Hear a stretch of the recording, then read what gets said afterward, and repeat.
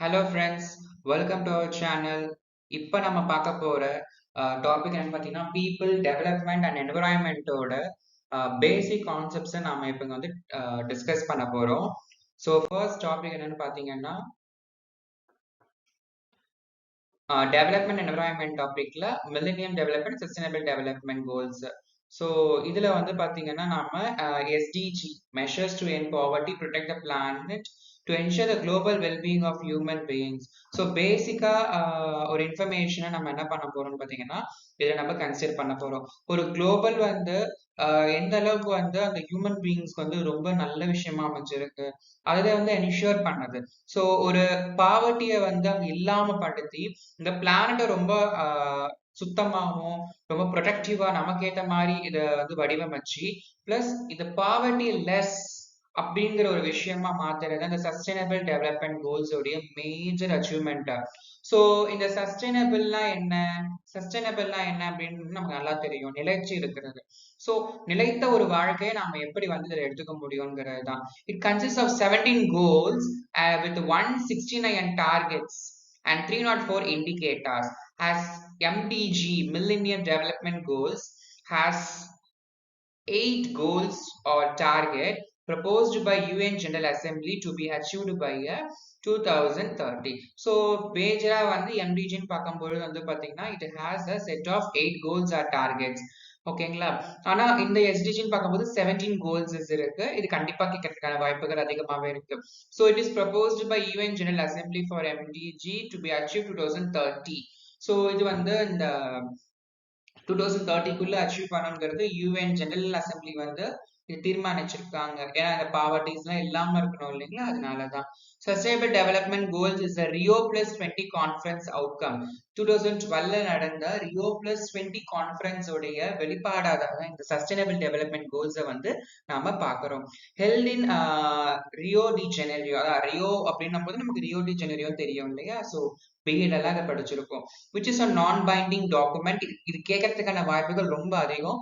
இந்த sustainable developments பத்தி இந்த ரியோ பிளஸ் 20 கேட்கும் பொழுது நான் பைண்டிங் டாக்குமெண்ட் பேஸ் பண்ணி நமக்கு அசர்ஷன் ரீசனிங் கொஸ்டின்ஸ் எல்லாம் கூட இதுக்கு முன்னாடி கேட்டிருந்தாங்க. ஸோ இதை நம்ம ரெஃபர் பண்ணிக்கலாம். ஸோ டார்கெட் இயர் பாருங்க, 2015ல இருந்து 2030க்குள்ள நம்ம இதை அச்சீவ் பண்ணணுங்கிறது நம்மளோட டார்கெட்டா இருக்கு.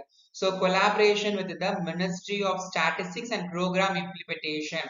So MOSPI. ஸோ இதை நம்ம எப்படி படிச்சுக்கலாம், மோஸ்பை அப்படின்னு படிச்சுக்கலாம். MOSPI, ministry of statistics and programme implementation. So இவங்களோட கொலாபரேட் பண்ணி இதை செய்யறாங்க. ஸோ இது நம்ம ஞாபகம் வச்சுக்கணும். ஸோ மோஸ்பை அப்படின்னு ஞாபகம் வச்சுட்டோம்னா MOSPI ஞாபகம் வச்சுக்கலாம் இல்லையா. ஸோ அதுதான். ஸோ அடுத்து பாத்தீங்க அப்படின்னு பாத்தீங்கன்னா its procedure was a Millennium Development Goals. So இது வந்து இதோடைய procedure, so இதோடைய பேஸ் வந்து பாத்தீங்கன்னா இந்த Millennium Development Goals அப்படிங்கிறது தான். So MDGன்றது Millennium Development Goals. இதுக்கு 8 set of goals இருக்கு to improve the lives of poor across the world. So இந்த உலகத்துல நமக்கு வந்து பாவர்ட்டி இல்லாம இருக்கணும், ஒரு என்விரான்மெண்ட்டை வந்து நல்ல ஒரு பிளஷ் ரொம்ப ப்ரெசண்டா ரொம்ப அப்படியே ரொம்ப அமைதியா ரொம்ப ப்ரீஷியஸா நம்ம பாதுகாக்கணும்ன்ற மாதிரி நிறைய விதமான அப்ஜெக்டிவ்ஸ் இவங்க சொல்லியிருப்பாங்க. So UN millennium summit sign in 2000. So இது 2000ல வந்து என்ன பண்ணியிருக்காங்க, சைன் பண்ணியிருக்காங்க. ஸோ இதோட டெட்லைன் எப்பன்னு பார்த்தீங்கன்னா to achieve the 8 targets is to be 2015. So இதுக்கப்புறம் தான் எஸ்டிஜி வந்திருக்கு. ஸோ அப்போ இது வந்து 2015ஓட இதோடைய டெட்லைன் வந்து கம்ப்ளீட் ஆயிடுச்சு. ஸோ ஃபர்ஸ்ட் யாருன்னா மில்லேனியம், அதுக்கப்புறம் யாரு சஸ்டைனபிள் அப்படின்றத நம்ம ஞாபகம் வச்சுக்கலாம். In sustainable development goals our nation score 58. நம்மளோட நேஷன் இந்தியா இருக்கு. ஸோ இதுல வந்து 58 ரேங்கிங் ஸ்கோரிங்ல நம்ம இருக்கோம். த இண்டெக்ஸ் கவர்ஸ், இது ரொம்ப முக்கியம். நம்ம இதெல்லாம் கவர் பண்ணிருக்கோம்னா 17ல 13 வந்து நம்ம என்ன இருக்கும், கம்ப்ளீட் பண்ணிட்டோம். ஓகேங்களா. ஆனா விட்டு போன கோல்ஸ் என்னன்னு பாத்தீங்கன்னா 12, 13, 14 அண்ட் 17, 15, 16 எல்லாம் கிடையாது. அதெல்லாம் அச்சீவபிள்னு வச்சுக்கோங்களேன். இதெல்லாம் நம்ம என்ன ஆயிட்டோம்னா out goals, left out goals ஆயிடுச்சு. ஸோ இதெல்லாம் நம்ம வந்து சின்ன சின்ன ஒரு இதனால நம்ம மிஸ் பண்ண வேண்டியதா ஆயிடுச்சு. So but it is trying to complete this goal. So நம்ம இன்னமும் என்ன இருக்கோம்னா ட்ரை பண்ணிட்டே இருக்கோம். So still we are trying. So NITI ஆயோக்னு ஒன்று இருக்கும், focus on international partnership so இதுவும் கேட்கறதுக்கான வாய்ப்புகள். இன்டர்நேஷனல் பார்ட்னர்ஷிப்போட நம்ம நாடுகள்ல வந்து இருக்கிறதுக்கு இது வந்து முக்கியமா ஃபோக்கஸ் பண்ணோம். NITI Aayog தெரியும். So NITI Aayog handles the tax revenue department and handling the tax revenue departments, which means finance commission with the states also. So states-க்கான finance commission handle பண்ணிட்டு இருக்கு. NITI Aayog changes not only among the states but changes at the grassroots level. இந்த NITI Aayog வந்து பாத்தீங்கன்னா இந்த இந்த finance commission வந்து பாத்தீங்கன்னா not ஒரு மேலோட்ட சேஞ்சஸ் மட்டும் இல்லாம நல்லா கிராஸ் ரூட் லெவல்ல அடி மட்டத்துக்கு போய் நிறைய சேஞ்சஸ் கொண்டு வரதுக்கு ட்ரை பண்ணிட்டு இருக்கு. அடுத்து பாருங்க, மில்லினியம் டெவலப்மெண்ட் கோல்ஸ். பேசிக்கா அதுக்கு ஒரு கோல் இருக்கும் இல்லைங்களா, அது என்னன்னு பார்க்கலாம். 22 இன்டர்நேஷனல் ஆர்கனைசேஷன்ஸ் வந்து இதுல ஒன்னா வந்து சேர்ந்து ஒர்க் பண்றாங்க, கமிட்டா இருக்காங்க. இதுல வந்து நம்ம எல்லாம் ஒன்னா சேர்ந்து நம்ம இதுக்காக போராடலான்ற மாதிரி. சோ அந்த 8 டார்கெட்ஸ் வந்து பாருங்க. To eradicate extreme poverty and hunger. So பசியையும் ஏழ்மையையும் இவங்க விரட்ட ட்ரை பண்றது. அடுத்து அச்சீவிங் யூனிவர்சல் பிரைமரி எஜுகேஷன். கண்டிப்பா எல்லாருக்கும் பேசிக் எஜுகேஷன், அந்த பிரைமரி எஜுகேஷன் போய் சேரணும்ங்கிறது அவங்களோட ஒரு டார்கெட்டா இருக்கு. Promote gender equality and empower women. விமன்கான அந்த ரைட் ப்ராப்பரா இருக்கணும்ன்றதுக்காகவும் ஜெண்டர் ஈக்வாலிட்டிக்காகவும் அங்க பாக்குறாங்க. சோ யாரோட டாமினேஷனும் அங்க இருக்கக்கூடாது, எல்லாரும் ஈக்குவல்ன்ற மாதிரி இருக்கணும்னு பாக்குறாங்க. Reduce child mortality reduces under age 5. 5 வயசுக்கு உட்பட்ட குழந்தைங்களோட இறப்புகளை தடுக்கிறதுக்கான விஷயங்களை செய்யறாங்க. அப்புறம் என்னது, ஊட்டச்சத்துக்கள் குறைபாடுகள் கணக்கெடுத்து அதுக்கேற்ற மாதிரி ஊட்டச்சத்துக்கு மாதிரி விஷயங்களை வந்து இவங்க வந்து இல்லாம பண்றது, ஊட்டச்சத்து குறைபாடு இல்லாம பண்றது. சோ அந்த மாதிரி ஒரு டார்கெட் இருக்கும். Improve the maternal health. So அந்த இப்ப மதர்ஸோட ஹெல்த், இறப்பு விகிதங்கள் குறைப்பதற்கான எல்லா விதமான விஷயங்களுமே, அந்த ஹெல்த்தியாக்கிறதுக்கான எல்லா விதமான இம்ப்ரூவ்மெண்ட்டுமே அவங்க ட்ரை பண்றாங்க. So combat HIV, AIDS, malaria, அப்புறம் நிறைய ஜோனல்ல வந்து பாத்தீங்கன்னா நம்ம என்னெல்லாம் போராடக்கூடிய ஒரு நோய்களா இருக்கும் அதோட எல்லாம் காம்பேக்ட் ஒரு போராட்டங்கள் நடத்தி அதை நம்ம ஒழிக்கிறதுக்கான விஷயங்களுக்காக போராட வேண்டியதா இருக்கு. ஸோ அதுதான். So ensure environment sustainability. நம்மளுடைய சூழலை வந்து நம்மளுடைய சுற்றுச்சூழலை வந்து நிலைத்த தன்மையா மாற்றுவதாக இருக்கிறோம் அப்படின்னு பாக்குறாங்க. ஒரு ஒரு பாலைவனை இந்த மாதிரி பாலைவனமா இல்லாம ரொம்ப பசுமையா இருக்கணும்னு அவங்க ஆசைப்படுறாங்க. Global partnership of development. So உலகமயமாக்கப்படுதல், இந்த உலகமயம் எல்லாரும் ஒன்றிணைஞ்சு இந்த டெவலப்மெண்ட்டுக்காக போராடணுங்கிறது இவங்களுடைய ஒரு அச்சீவ்மெண்ட், ஒரு டார்கெட்டா இருந்துச்சு. ஏன்னா சுற்றுச்சூழலும் பொழுது ஒருத்தர் மட்டும் பாடுபட்டா பத்தாதில்லையே, எல்லாருமே ஒன்றிணைஞ்சு அதுக்கு செயல்பட்டா மட்டும்தான் நிரந்தர தீர்வு காண முடியும். சோ அடுத்து பாருங்க, சஸ்டைனபிள் டெவலப்மெண்ட் கோல்ஸ் 5 பிரின்சிபல்ஸ் இருக்கு. To achieve 17 goals, 17 goals achieve பண்ண 5 விதமான பிரின்சிபல்ஸ் அவங்க வந்து ஃபாலோ பண்றாங்க. என்னென்ன, people, planet, peace, partnership and decide outcome. இதுல இருந்து வரக்கூடிய ஒரு அவுட்கம் மிக்ஸா இருக்கு. சோ இந்த பிரின்சிபல்ஸ் ரொம்ப முக்கியமா கருதப்படுது.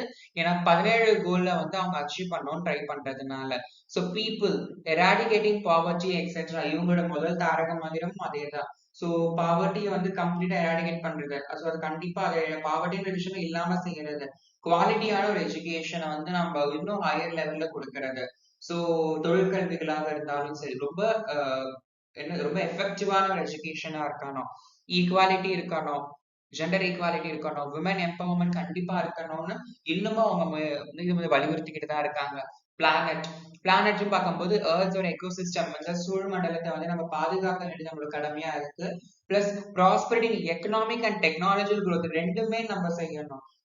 இயற்கையும் காப்பாற்றணும், அதே நேரத்துல அந்த இயற்கைக்கு பங்கம் விளைவிக்காத மாதிரியான டெக்னாலஜி growth இருக்கணும், எக்கனாமிக் டெவலப்மெண்ட் இருக்கணும். ஸோ சிட்டிஸை வந்து சேஃப்டியா மாத்தணும், ரொம்ப கிளீனா இருக்கணும், ரொம்ப ப்ராப்பரான சீவேஜ் சிஸ்டம்ஸ் இருக்கணும். இந்த மாதிரி நிறைய விஷயங்கள் இருக்கு இல்லையா, அது எல்லாமே ப்ராப்பரா இருக்கணும்.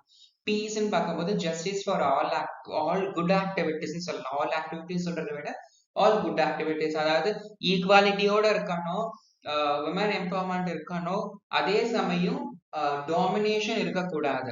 ஸோ எல்லாருக்கும் எல்லாமே, எல்லாருக்கும் எல்லாமே நினைச்சுக்கிட்டு ஸோ நம்ம வந்து நம்மளுடைய பீஸ்ஃபுல்லான லைஃபை கொண்டு போகணும். ஸோ நீதி வந்து எல்லாருக்கும் கிடைக்கணும். பார்ட்னர்ஷிப், நம்ம திரும்ப திரும்ப அதை தான் பார்த்துருக்கோம். Implementing partnership and revitalise the total global partnerships. So உலகம் எல்லாரும் ஒன்றிணைந்து இதுக்காக இந்த மாதிரியான விஷயங்களை வந்து என்ன பண்ணோம்னா எல்லாரும் வந்து ஒன்றிணைஞ்சு போராடணும். ஸோ அப்பதான் வந்து அதுக்கான ரிசல்ட்ஸ் கிடைக்கும்னு பாக்குறோம். இதோடைய அவுட்கம் எப்ப நம்ம எதிர்பார்க்கறோம், இதோட அஜெண்டா எப்ப முடியுது, இதோடைய டெட்லைன்ங்கிற மாதிரி நம்ம எப்ப சொல்றோம், இல்லை எக்ஸ்டெண்டும் ஆகலாம். பட் பேசிக்கா என்ன, 30 2030க்குள்ள இதை நம்ம அச்சீவ் பண்ணணுங்கிறதா நம்மளோட இதுவா இருந்துச்சு. So link across policy areas. So நம்ம இந்த பாலிசிஸ் இருக்கோ இல்லையோ, இல்லாத நாடு இந்த பாலிசிஸ் அப்ளை பண்ண நாடுகளா இருந்தாலும் நம்ம வந்து அதுக்குடைய ஒரு லிங்க்ல இருந்து அவங்களுக்கான தேவையான அறிவுறுத்தல்கள் கொடுத்துக்கிட்டே இருக்கணும். சோ பசுமை திட்டங்கள் நம்ம பசுமையா இருக்கணும்னா என்னென்ன பண்ணணும், இயற்கை வந்து சமநிலையை விட்டு தவறக்கூடாது என்ன பண்ணது எல்லாமே தான். At the same time socio economic ப்ரோக்ரஸையும் நம்ம கொடுக்கணும். அதுதான் சோஷியோ எக்கனாமிக்னா பொழுதே நம்ம சொசைட்டி அண்ட் எக்கனாமிக் எல்லாத்தையுமே ஒன்றிணைக்கும். சொசைட்டினாலே நம்ம வாழக்கூடிய மக்கள், மக்கள்னாலே இந்த பூமி தான். சோ இதை நேச்சரோடவும் ஒப்பிடலாம், டெக்னாலஜியோட ஒப்பிடலாம், ஜஸ்டிஸோட ஒப்பிடலாம், ஒரு சேஃப்டியோட ஒப்பிடலாம், குவாலிட்டி எஜுகேஷன் சொல்லலாம், எராடிகேட்டிங் பாவர்ட்டி, இது எல்லாமே இருக்கு. ஸோ எக்கனாமிக் ப்ரோக்ரஸை நம்ம கொடுக்க வேண்டியது அவசியமா இருக்கு. Government, NGO, private and civil சொசைட்டியும் கண்டிப்பா அதுக்காக இந்த அவுட்கம்காக ஒரு பார்ட்டா கண்டிப்பா இருக்கணும் அப்படின்னு சொல்றாங்க. Data with process and progress, இதுதான் அவங்களோட டேட்டா என்ன இருக்கணும்னா, டேட்டா ப்ராசஸிங் ஆக ஆக ஒரு ப்ரோக்ரஸ் இருந்துகிட்டே இருக்கணும். அதுதான் அவங்களுடைய முக்கியமான பண்பா அவங்க பாக்குறாங்க.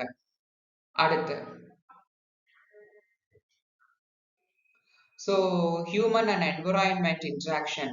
ஸோ இதுல வந்து ஆந்த்ரோபோஜெனிக் ஆக்டிவிட்டிஸ் ஒன்று சொல்றாங்க. இந்த ஆந்த்ரோபோஜெனிக் ஆக்டிவிட்டிஸ்ன்றது ஒண்ணுமே கிடையாது. நீங்க செய்யக்கூடிய ஒரு வேலையினால இந்த சரௌண்டிங் எஃபெக்ட் ஆகுதுனாலே அது ஆந்த்ரோபோஜெனிக் ஆக்டிவிட்டிஸ் தான். ஸோ நம்ம செய்யக்கூடிய அந்த வேலைகளால அது கண்டிப்பா பாதிக்கப்படுறது உண்டாகலாம் இல்லையா, அதுதான். So human practices which have the capability to effect the surroundings region and globally. So நம்மளுடைய ப்ராக்டிஸ்னால சரௌண்டிங்ஸ் எஃபெக்ட் ஆகுது, ரீஜனாவும் இல்ல குளோபலாவும் எஃபெக்ட் ஆகுதுன்னா அதுதானே ஆந்த்ரோபோஜெனிக் ஆக்டிவிட்டிஸ், அதுதான். ஸோ ஆந்த்ரோபோசனிஸ் ஏஜ் அப்படின்னு பார்க்கும்போது people directing through the adjustment in environment adjustment. So இந்த ஆந்த்ரோபோசினி age அப்படின்னு பார்க்கும்போது இந்த டாபிக் பத்தி நம்ம ஏதாவது பார்த்தோம்னா அண்ட் அட்ஜஸ்டிங் ஃபார் என்விரான்மெண்ட், நம்ம வந்து எல்லாத்தையும் பூமிக்கு சூழலுக்கு ஏற்ற மாதிரி டைரக்டாவே நம்ம அட்ஜஸ்ட்மெண்ட் கொண்டு வர மாதிரி தான். So herbal assess into CO2 இதுன்றது ஒரு முக்கியமான கான்செப்ட். ஸோ இந்த ஹெர்பல் அசஸ் இன்டு CO2 நம்மளோட இந்த கார்பன் டை ஆக்சைடை வந்து நம்ம ஹெர்பல் ரிலேட்டடா கொண்டு போனது அசஸ் ஆகுதுங்கிற பாயிண்ட் ரொம்ப ரொம்ப முக்கியம். ஸோ இம்பாக்ட்ஸ் பாருங்க, என்ன மாதிரியான இம்பாக்ட்ஸ்லாம் இருக்கு. ஹியூமன் ஃபோர்ஸ் ஆன் இது இது இது எப்படிலாம் நம்ம வந்து தடுக்க முடியும், இல்ல இது என்னெல்லாம் பண்ணலாங்க அப்படின்றத பார்க்கலாம் பாருங்களேன். Human force on ecosystem process, EP. So இபினா எக்கோசிஸ்டம் ப்ராசஸ் நம்ம இந்த மீனிங் எடுத்துக்கலாம், சரிங்களா. ஸோ எக்கோசிஸ்டம் ப்ராசஸ், அப்போ ஒரு குறிப்பிட்ட ஹியூமன் ஃபோர்ஸ் வந்து இந்த ப்ராசஸ் எக்கோசிஸ்டம் இந்த சூழ்நிலைகளை பாதுகாக்கிறதுக்கு வந்து பாத்தீங்கன்னா நம்ம கண்டிப்பா உதவிகரத்தோட இருக்கணும் அப்படின்றத பார்க்கணும். ஸோ இந்த எக்கோசிஸ்டம் ப்ராசஸ் பாருங்களேன், சாயில் ஜென்ரேஷன் இருக்கணும். ஏன் சாயில் ஜென்ரேஷன் இருக்கணும், பேசிக்கா சாயில் எரோஷன்ஸ் எல்லாம் லெசன் நிறைய படிக்கும் போது சாயில் ஜென்ரேஷன் படிக்கும் பொழுது ஏன் நம்ம சாயில் அந்த இடத்துல நம்ம வந்து ஜென்ரேட் பண்ற மாதிரி இல்ல உரங்களை போடுற மாதிரி இருக்கு அப்படின்னா, மழை வெள்ளங்கள் இது ஒண்ணு வரும்பொழுது அந்த இடத்துல வாட்டர் வந்து அதிகமா ஓடும் பொழுது மேல இருக்கிற top layers of the soil வந்து அடிச்சுட்டு போயிடும். அப்போ அந்த சாயில்ல வந்து ஊட்டச்சத்தான மண்ணு எல்லாமே குறைபாடுகள் ஏற்படும். சோ இந்த மாதிரி எரோஷன் நடக்கிறதுனால கண்டிப்பா நமக்கு அந்த இடத்துல பாதிப்புகள் இருக்கிறதுனால so due to the loss of top soil, so நம்ம சாயில் ஜென்ரேஷன் கொடுக்கணும். அடுத்து வந்து பாத்தீங்கன்னா டீஃபாரஸ்டேஷன் அப்படிங்கிற ரீசன்னால நம்ம வந்து வாட்டர் சைக்கிளை முதல்ல கண்ட்ரோல் பண்ணணும். ஏன்னா டீஃபாரஸ்டேஷனால வாட்டர் சைக்கிள் அப்ரப்டா என்ன ஆகுதுன்னு பாத்தீங்கன்னா அஃபெக்ட் ஆகுது. ஸோ அந்த அஃபெக்ட்ல இருந்து நம்ம மீண்டு வரணும் அப்படின்னும் பொழுது நம்ம ரீஃபாரஸ்டேஷனை கொண்டு வரணும், வாட்டர் சைக்கிள்ஸை மெயின்டைன் பண்ணணும். இந்த வாட்டர் சைக்கிள் ப்ராப்ளம் எதனால உண்டாகுது, டீஃபாரஸ்டேஷனால. Removal of wastes, sewage mixing or water contamination. So removal of wastage பார்க்கும்போது இது எதனால நம்ம அந்த ப்ராசஸ் வேலையை செய்யறோம், இதனாலதான் நம்ம செய்யறோம், வாட்டர் கண்டாமினேட் ஆகுது, சீவேஜ் வாட்டர் வந்து மிக்ஸ் ஆகுது. ஸோ இது மிக்ஸ் ஆகாம நம்ம என்ன பண்ணணும், பாதுகாக்கணும். அப்படி மிக்ஸ் ஆகுனாலும் நம்ம அதை ரிமூவ் பண்ற அளவுக்கு டெண்டன்சி, பியூரிஃபிகேஷன், ஃபில்ட்ரேஷன்ஸ், அந்த ப்ராசஸ் எல்லாம் செடிமெண்டேஷன் ப்ராசஸ் நிறைய ப்ராசஸ் இருக்கும். அந்த ப்ராசஸ் எல்லாம் பண்ணி நம்ம அதை எப்படி வந்து ரிமூவ் பண்ண வேஸ்ட் அப்படிங்கறத பார்க்கணும். பட் இந்த ரிமூவல் ஆஃப் வேஸ்டஸ்க்கு முக்கியமான காரணம் இதுதான், வாட்டர் கண்டாமினேஷன். எப்படி கண்டாமினேட் ஆகுது, சீவேஜ் வாட்டர்ஸ் போன்ற அந்த unnecessary வாட்டர்னால. அடுத்து flow of energy. So greenhouse effect, power plants, fossil fuels, இது எல்லாமே என்னன்னு பாத்தீங்கன்னா ஒரு எனர்ஜிக்கும் கண்டிப்பா முக்கியமானது.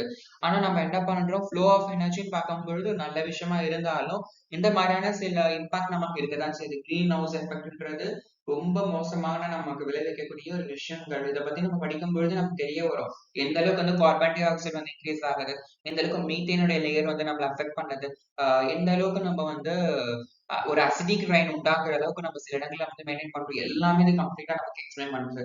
ஸோ ஃப்ளோ ஆஃப் எனர்ஜின்னு பார்க்கும்போது இதெல்லாம் காரணங்களாக இருக்கு.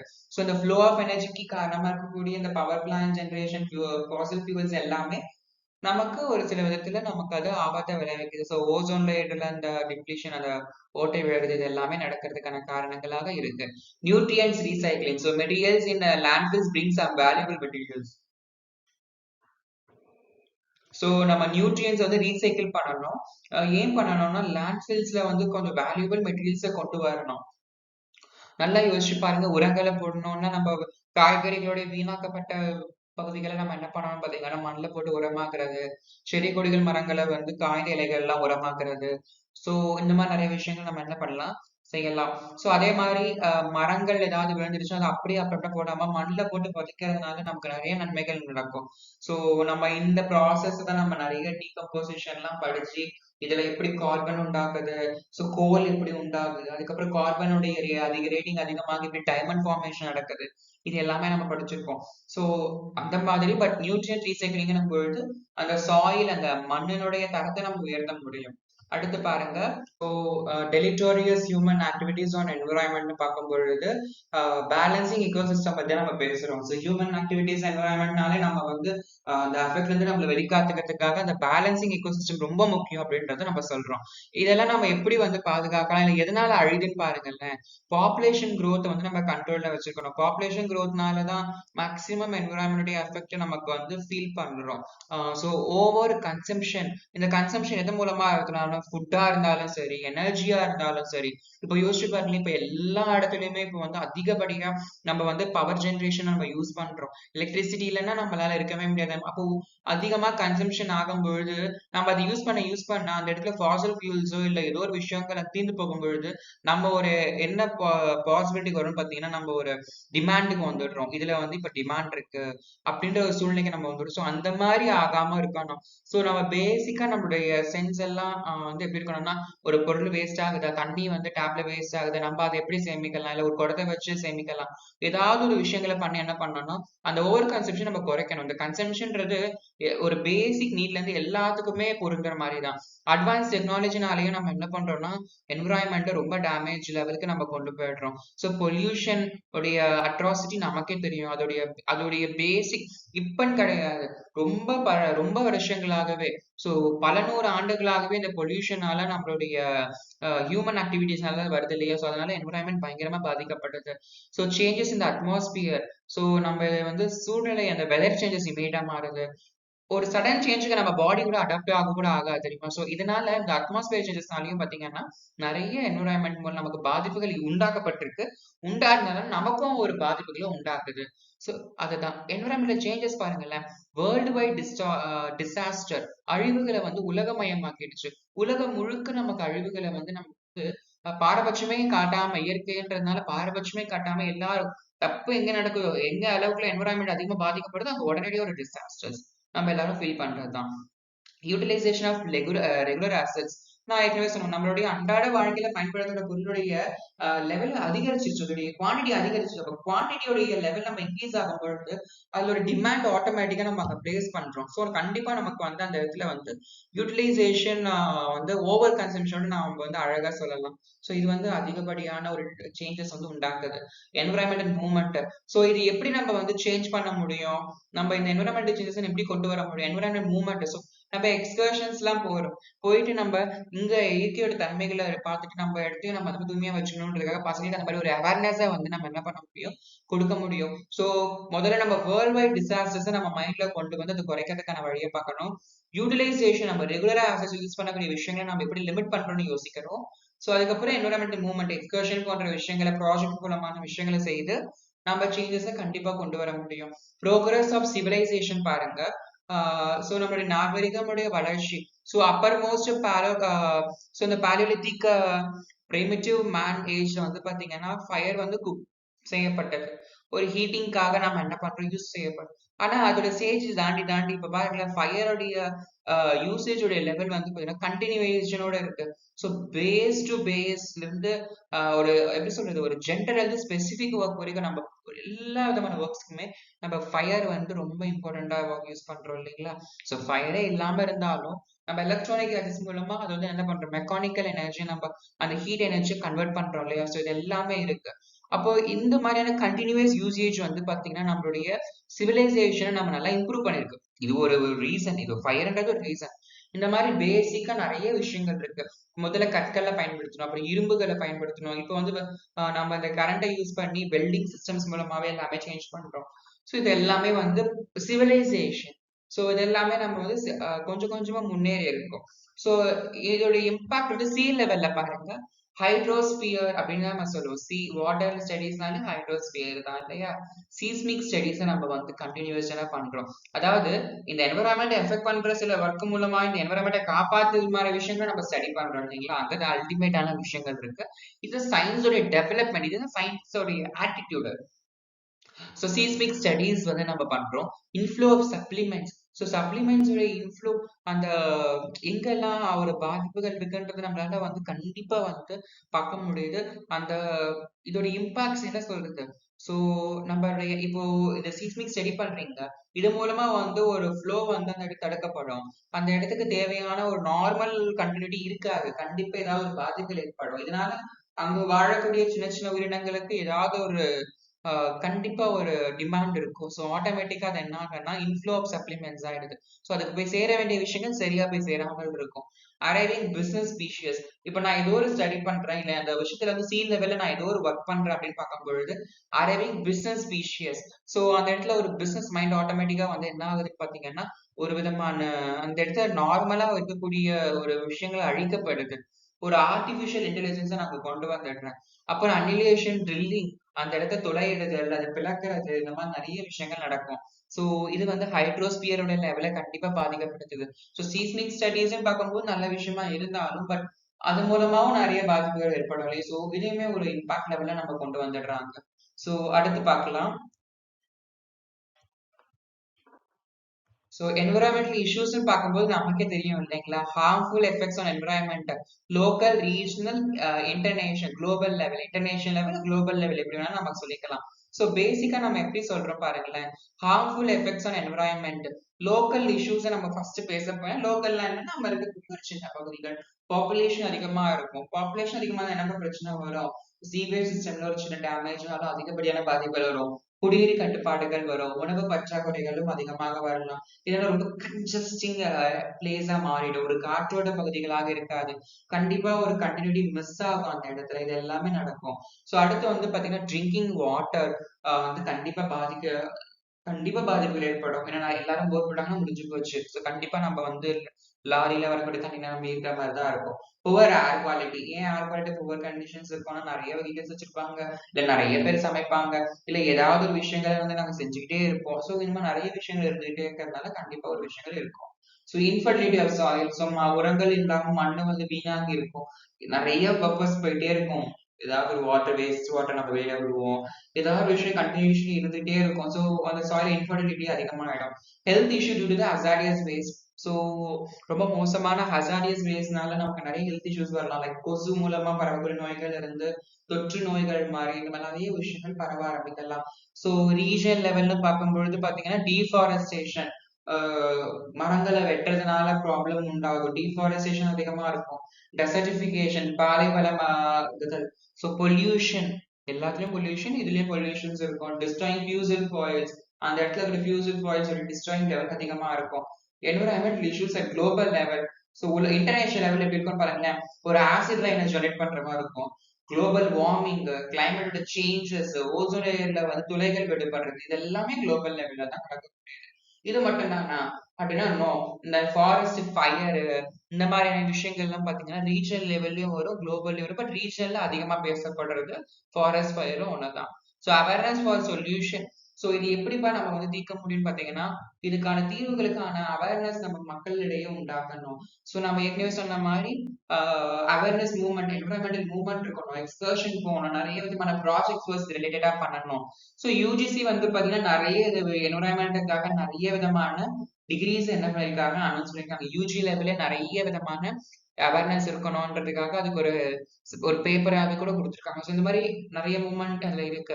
Announcing days for celebration. நம்ம ஒவ்வொரு விஷயம் செலிப்ரேட் பண்ண போகும்போது அட்லீஸ்ட் அன்னைக்காச்சும் அதை நம்ம கான்சென்ட்ரேட் பண்ணுவோம் இல்லைங்களா? ஸோ அதுதான். ஸோ அந்த டேஸ்க்கான செலிப்ரேஷன் இருக்கணும். பயோடைவர்சிட்டி அவேர்னஸ் கண்டிப்பா முக்கியம். ஆனா ஒற்றுமையில் வேற்றுமைன்ற மாதிரி, இல்ல வேற்றுமையில் ஒற்றுமை எது வேணாலும் நம்ம சொல்லிக்கலாம். ஆனா இது எதுவுமே வந்து பாத்தீங்கன்னா நம்ம சொல்ற மாதிரி நடக்குதான்னு கேட்டா கிடையாது. சோ நம்ம எல்லாம் ஒற்றுமையா இருந்து வேற்றுமையா இருக்கக்கூடிய விஷயங்களை நம்ம என்ன பண்ணணும் பாத்தீங்கன்னா அனலைஸ் பண்ணி அது எல்லாத்தையும் இயற்கையோட ஒன்றிணைய செய்யணும். அது ஒரு பாட்டுக்கு நாம ஒரு பாட்டுக்கு இருக்க முடியாது. அதே மாதிரி வேற்றுமையில் ஒற்றுமைனா பலதரப்பட்ட விஷயம் இந்த பூமியில இருக்கு. அதையெல்லாம் கண்டுக்காம கூட இருக்கணும். அதையெல்லாம் நம்ம எல்லாம் என்ன பண்ணணும், இந்த என்விரான்மெண்டோட கொண்டு வந்து சமநிலைப்படுத்தணும். ஸோ அதெல்லாமே இந்த அவேர்னஸ்ல ரொம்ப முக்கியமான ஒரு பகுதி தான். ஸோ இப்போ வரைக்கும் நம்ம டிஸ்கஸ் பண்ணது உங்களுக்கு எல்லாருக்குமே தெரிஞ்சிருக்கும் நம்புறேன். கண்டிப்பா அந்த இன்ஃபர்மேஷன் யூஸ்ஃபுல்லா இருக்கும். எக்ஸாம்க்கு இந்த பாயிண்ட்ஸ் ரொம்ப நல்ல எக்ஸலண்ட் கீ பாயிண்ட்ஸாகவும் இருக்கும் நான் நம்புறேன். ஸோ இந்த வீடியோ பிடிச்சிருந்தா லைக் பண்ணுங்க, ஷேர் பண்ணுங்க, கமெண்ட் பண்ணுங்க. எந்த டவுட் வந்தாலும் நீங்க கமெண்ட் பாக்ஸ்ல நீங்க கேட்கலாம். தேங்க்யூ.